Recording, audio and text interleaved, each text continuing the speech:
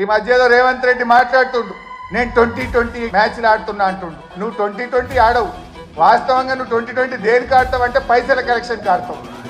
అసలు నువ్వు ఆడే మ్యాచ్ అంతా కూడా తొండి, మీదంతా తొండి మ్యాచ్ ఉంటుంది. తొండి ఎగ్గొట్టే మ్యాచ్.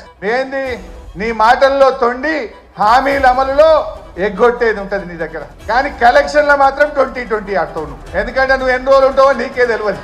ఆగమాగం ఉండవు నువ్వు. దీపం ఉండగానే ఇల్లు చక్క పెట్టుకోవాలని 2020 కలెక్షన్ స్టార్ట్ చేసినావు. కానీ కేసీఆర్ అన్ని ఆడతాడు. ఆయన టెస్ట్ మ్యాచ్ అయినా అద్భుతంగా ఆడతాడు, వన్డే అయినా అద్భుతంగా ఆడతాడు, 2020 అయినా ఆడతాడు. ఎప్పుడు ఏదాడలో గదా ఆడతాడు కేసీఆర్. ఎప్పుడు ఏదాడాలో ఆడతాడు. అవసరమైతే డిఫెన్స్ కొడతాడు, అవసరమైతే 6 కొడతాడు. కానీ ఇవాళ తెలంగాణ ప్రజలు ఏ పల్లెల్లో పోయినా ఎక్కడ పోయినా ఏమంటున్నారు? మళ్ళీ కేసీఆరే రావాలి, మా కేసీఆర్ మాకు కావాలి అని ప్రతి నోట.